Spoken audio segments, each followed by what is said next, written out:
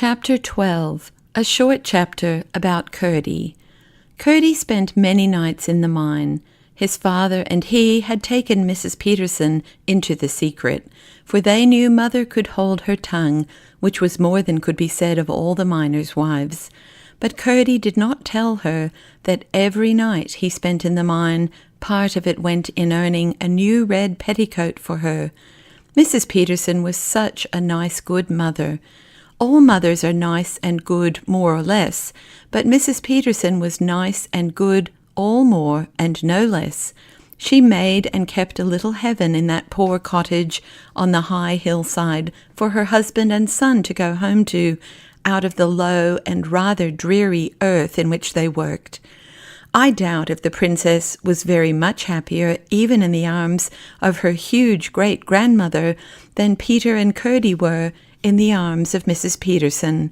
True, her hands were hard and chapped and large, but it was with work for them, and therefore, in the sight of the angels, her hands were so much the more beautiful.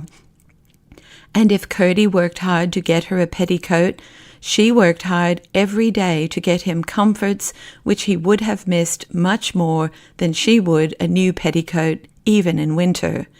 Not that she and Curdie ever thought of how much they worked for each other. That would have spoiled everything. When left alone in the mine, Curdie always worked on for an hour or two at first, following the lode which, according to Glump, would lead at last into the deserted habitation. After that, he would set out on a reconnoitring expedition. In order to manage this, or rather the return from it, better than the first time, he had bought a huge ball of fine string, having learned the trick from Hop-o'-my-Thumb, whose history his mother had often told him. Not that Hop-o'-my-Thumb had ever used a ball of string. I should be sorry to be supposed so far out in my classics, but the principle was the same as that of the pebbles. The end of this string he fastened to his pickaxe, which figured no bad anchor, and then, with the ball in his hand, unrolling it as he went, set out in the dark through the natural gangs of the goblins' territory.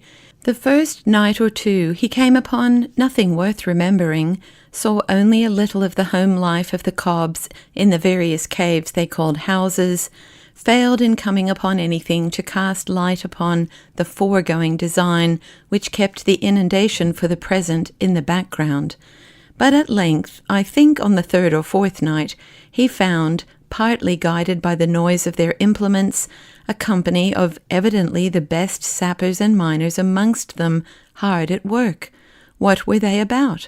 It could not well be the inundation, seeing that had in the meantime been postponed to something else. Then what was it? He lurked and watched, every now and then in the greatest risk of being detected, but without success. He had again and again to retreat in haste, a proceeding rendered the more difficult that he had to gather up his string as he returned upon its course.